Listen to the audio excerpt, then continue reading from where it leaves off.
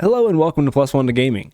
Chris here, and this week's episode is an impromptu discussion before Session 6 of our Deep and Creeping Darkness playthrough, as we discussed how to bring storytelling elements, particularly from cinema, into Dungeons & Dragons games.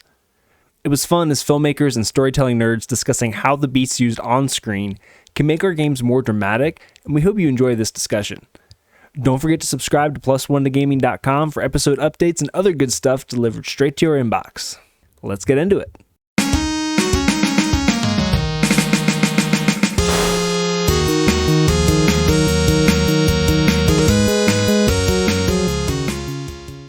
Chernobyl? No, I heard it was really good. I started it, but didn't get very far. Oh my god, it's a fucking masterclass. It's excellent. Yeah, it was really good, but I got to like the third episode and wasn't in the mood for like slothing skin. Yeah. it brutal. I was like, holy shit. It gets brutal. Fuck, I loved it. But in like one of the first episodes, the power plant blows up and it's like it's like raining ash on like the whole village or like town comes out to like watch it because it's the fucking middle of the night and there's a huge fire. And it shows the ash like raining down on them and like kids are catching it in their tongue thinking it's snow. Oh god. And that's like one of the scene. It's one of the best examples of dramatic irony because we know that shit is radioactive and they don't. And it just like makes it pulls so much of an emotion out of you. That's the scene that I learned what dramatic irony was. There was like a video later and I was like, oh, fuck. I do distinctly remember that first episode being so good. Yeah. But I don't know. The podcast that I'm listening to, they have a ton of episodes and they go like bit by bit. Like they'll do those things. Like they did one on melodrama. They did one on like setups and callbacks. They did Fury Road. And they're like there's like one thing in the first 20 minutes of the movie that doesn't come back later in some way. Like it's all setups and callbacks and it like feels really satisfying because like it's a world that they have to build as they go. Like we kind of know that world, but this is a new part of it. I don't know. It's just it's a really interesting podcast and it's two like Aussies. So it's fun to listen to them talk. I think it's always cool to get those technical details and learn those different layers and nuances in storytelling like that. Yeah, like you hear like write for emotion, write for this, but this is like here's the tool to do that. Yeah. I've never seen that before. It'd be cool to figure out how do you kind of translate some of those emotional evocation skills or abilities into a DM, player relationship in terms of the role-playing games. Yeah, I think I've thought of it. And what's the analogous thing? Like what tools can you actually deploy to do that? Yeah, some of them for sure. I don't know. It's kind of hard. It's just such a different, like if you get into the exposition part, probably you can like employ some of these things, but a lot of them, it's just, I don't know. It's weird. I was reading something on Reddit that was like, I've been setting up this world and this twist for a long time. And then one of my players just shouts it out like 2 years ahead of time because they like figured it out. Like sometimes people are going to be fumbling in the dark and accidentally hit the switch. Yeah. And you're like, shit. like I can't think of a different word, like the, not competitive, but like the cooperative storytelling makes a lot of these things. I imagine you can do them because like Griffin does stuff like this, but his it's much more storytelling than it is like actual play. Yeah. Well, I guess, but I'm sure, I've only listened to like 4 of these podcasts. I'm sure there are tons of things that like one of them is building a compelling anti-hero, like how to make people sympathize with an unlikable character. Right. Yeah. That's a good one. That could probably easily translate over. I feel like a lot of people need that. I see a lot of like DM Academy and subreddit posts about like how do we deal with this alignment issue? Yeah. And like, I feel like the answer most, at least in my mind, the easiest answer is like role play. But that's but that's not specific enough for people. They're like, well, Yeah. I don't know how to tell a story. I'm just, I'm here for the story. So if I have to take that on as a player, I can see just people, who aren't doing research on storytelling like that, like you are, because you're interested in it. That might be an interesting topic for a conversation, though. Like how in your games, how to play or portray compelling anti-heroes or antagonists, and give those like a good driver for the party to like want to rally against. I think that from a DM perspective, like it can be fun playing that villain and setting up these instances where the party can fail spectacularly so that they want to come back, and like that struggle is a lot of fun. Yeah. So I think that this one was more for like protagonists. Oh, okay. But like a Walter White or like the Punisher or whatever. Like these are not good people, but they are the protagonists of the story. They are the one that moves the plot. Yeah. That would be another interesting conversation too. Exactly. I don't think that these conversations are the same conversation, and I do think they are both interesting. Because I don't know, but they probably have like how to write compelling antagonists also. Yeah. They have like tons and tons of episodes. One thing that I read, I think it was from Penny Arcade a long time ago when they first started dabbling into D&D. One of the, I can't remember if it was Gabe I think it was Gabe, was sharing his, just like his lessons learned through his DM journey because he really got into it. Yeah. And he wrote an article about like, basically about trying to scare the player, not the character, in terms of like things where like there's suspense or, there's mechanics involved. Like really focusing on trying to affect the person's emotion, not the player, because that, kind of trickles out through the character. Like if you shake the player, it's easier for them to be as the character, shaken as well.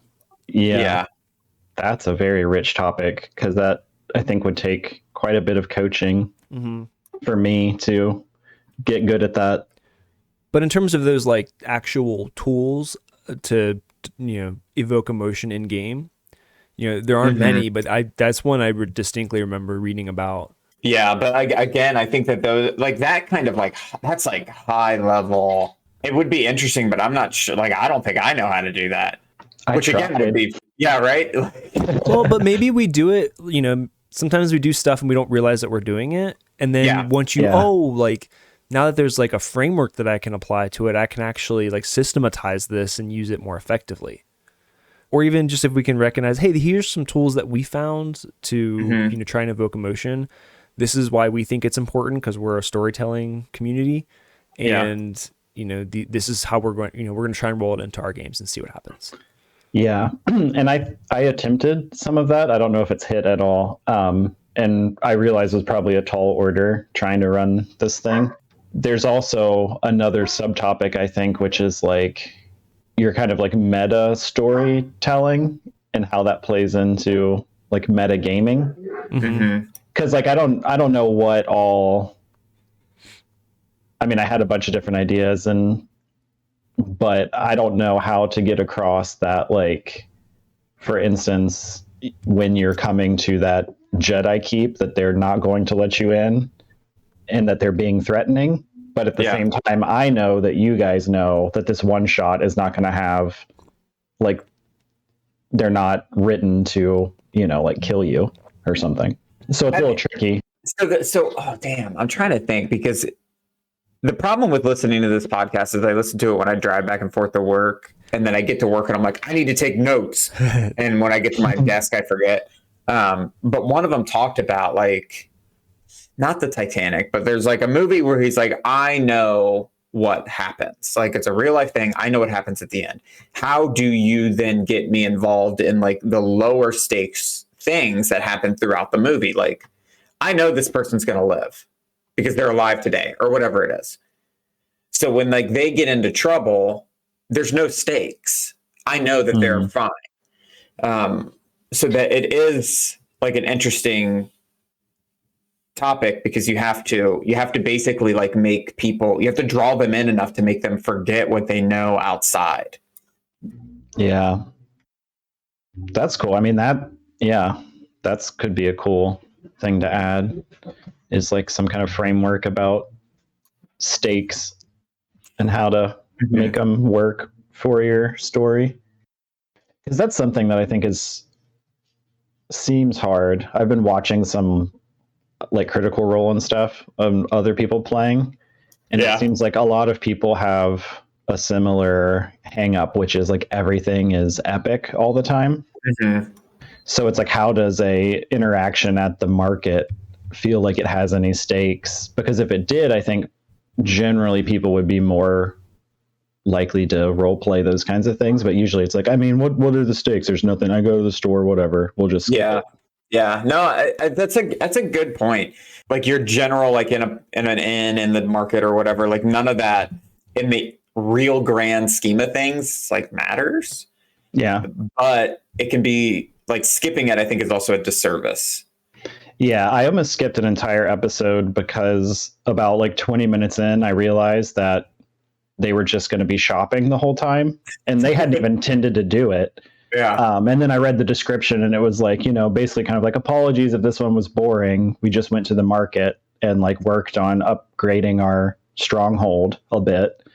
But there was so much fun role play stuff, and they were having a great time with it. And like, of course, it was Matt Mercer, so he's like pulling back in callback characters that are fun for them that live in town and stuff. Yeah. But they were very apologetic on the stream about it. And by the time it was done, I was like, yeah, I mean, it wasn't a huge battle. And I don't feel like I learned a lot about the mechanics of the game, but I learned a lot about role playing and how to like have fun with it. Yeah. But like now that I'm thinking of it and like thinking of what you were talking about, the stories, like he added some stakes, like their patron was like, oh, you don't have quite enough money. Like, what else can we work out here? And that kind of stuff. Yeah, characters need like a challenge to overcome. And if it's a dragon or if it's we don't have enough to buy this like dinner tonight, like both can be compelling stories. If they you just have to live in it and figure it out. Again, like D&D is hard compared to like storytelling, like traditional storytelling, because you don't get like the clean like hero's journey. I get like, and I've been thinking about this a lot, listening to like screenwriting podcasts and things like that.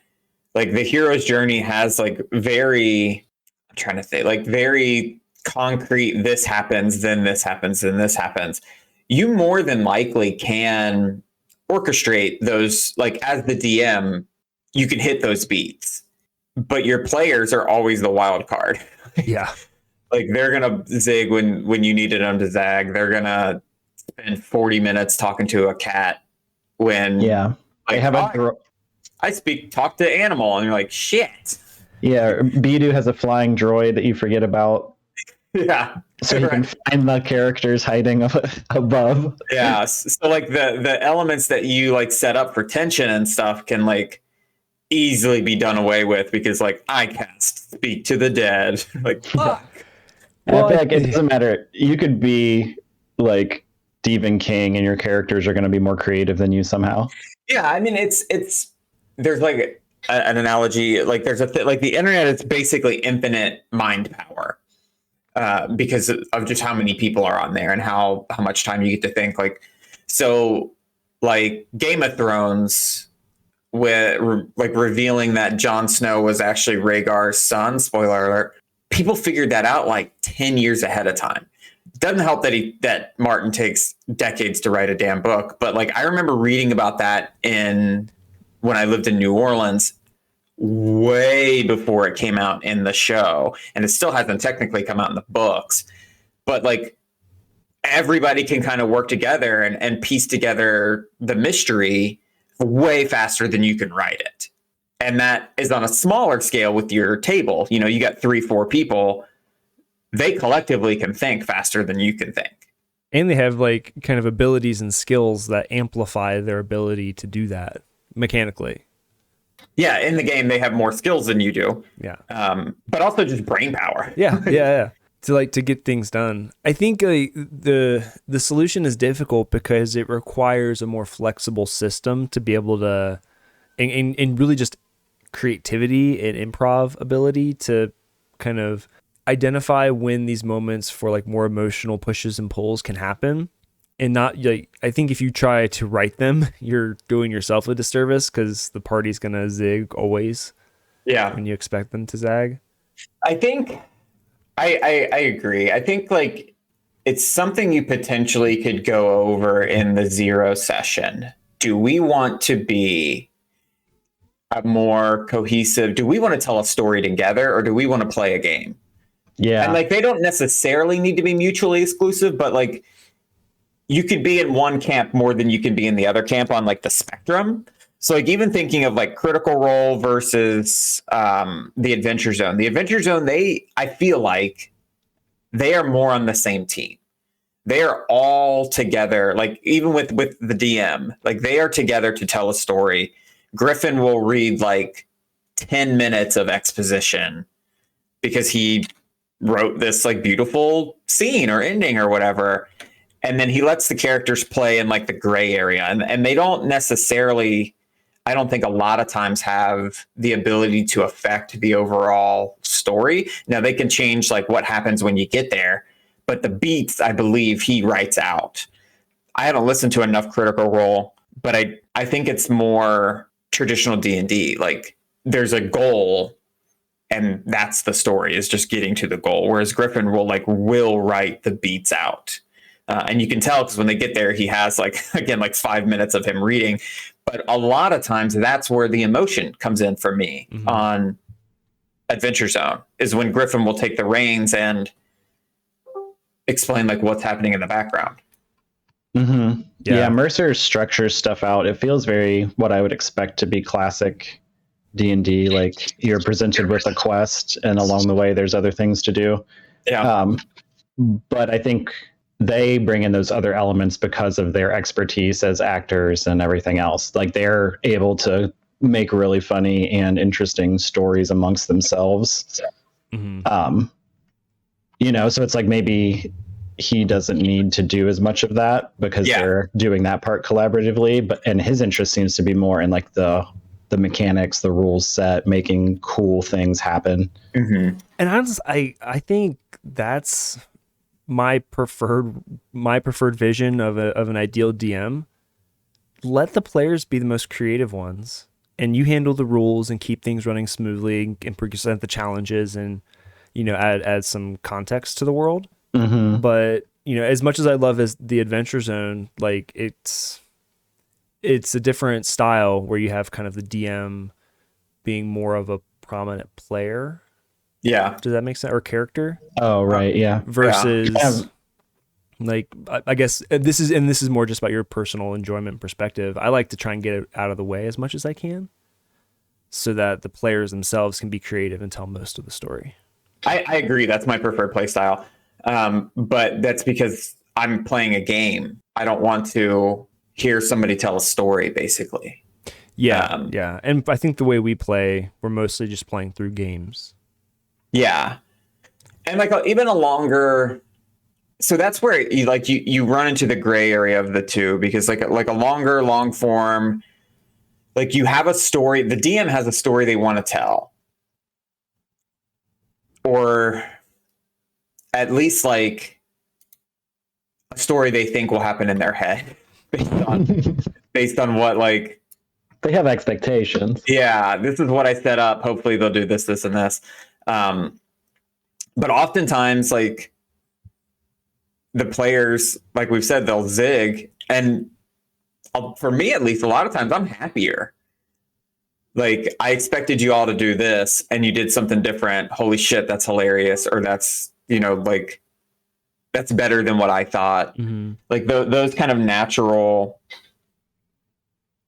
like story beats coming out of playing are, I don't know, it's way more fun for me as a DM at least. Here's a whole nother topic, because I mean every little piece of the game is different, but I would have assumed that both of you would say the opposite of that because you enjoy the role play stuff so much. Mm-hmm.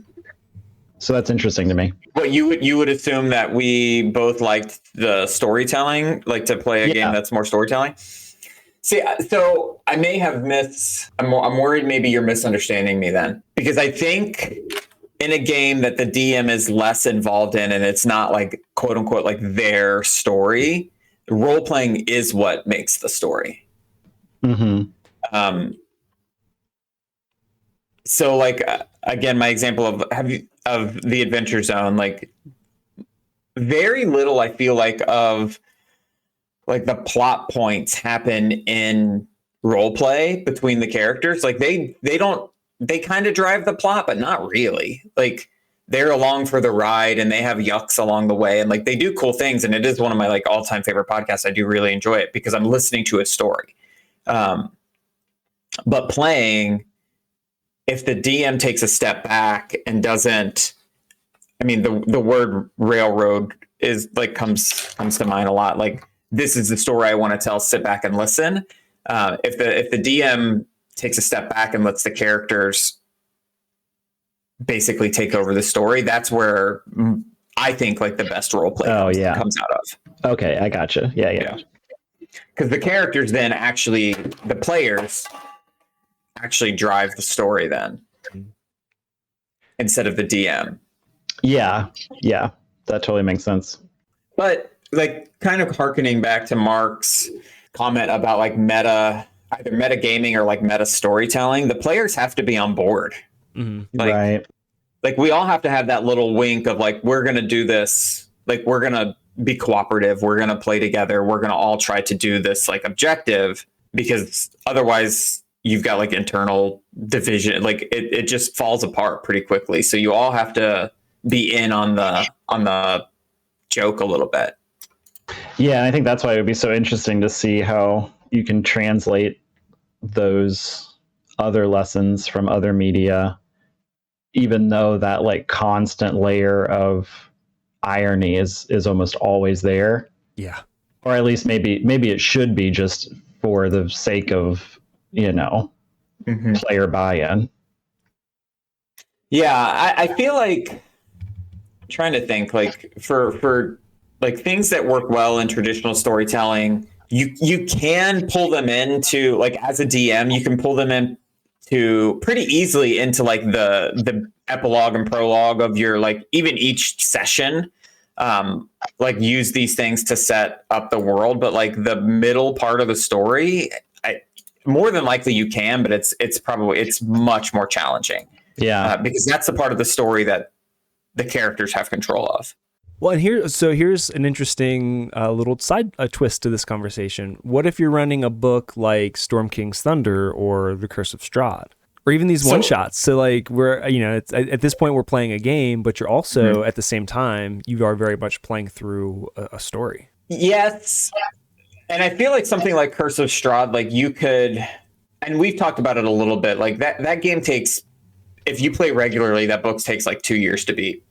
You're not, I don't think, gonna get like the emotional connection to like story beats in that long of time. So I don't know. I like maybe do it like episodically, like you have like small stories within the large story. I don't know, to be fair, if like people who write these big adventures write them with screenwriting emotional tricks in mind. It's more than likely not their goal. Yeah, I don't think they do necessarily. From everyone that I've ever read, because like when I get an adventure, especially if I plan on running it, I read it through like it's a novel. Like I'll read cover to cover, and very rarely, I can't think of a single instance where like I've had an emotional like oh shit, or like any emotional reaction reading through a D&D book. Yeah. Well, I mean, they're trying to give you the framework and the materials you need to run a campaign. Yes. So that's what I think. I think the writing of the books, like the goal is different. They're giving you a framework. So then bringing in those emotional beats, bringing in like trying to draw emotion from your player is your job. I haven't seen a book, and I could be wrong because I've obviously not read all of them, or to be honest, even read them looking for this specific thing. But I don't think any of them tell you like how to do that. So the framework they are giving you is nuts and bolts story. Here's a monster. Here's a stat block. It's not like if you call back this thing that the players interacted with earlier, they are going to feel empathy for this character, anything like that. Yeah. I've seen a little bit of that just in people's homebrews or things like that. So I think it's totally something that is kind of up to the DM and would be really cool to, it's like adding the flesh to the bones, Yeah. And so honing that would make you a really good DM. Yes. And I feel like, so homebrews a lot of times are like very passionate people's baby. Mm-hmm. So like, this is the story they've wanted to tell since they were in junior high. They've been daydreaming about it for, 20 years. And then they finally got to, write it down, whatever. So there is a lot more passion behind those, I feel like, than the like standard Wizards books that come out are I feel like they're great. I mean, like, I love Strahd. They're passionate about the game, not the stories. Exactly. Like the story. Yes, I think that. Yeah, I think you said it perfectly right there. That's it for this week's episode. Don't forget to subscribe to plus1togaming.com for episode updates and other good stuff delivered straight to your inbox.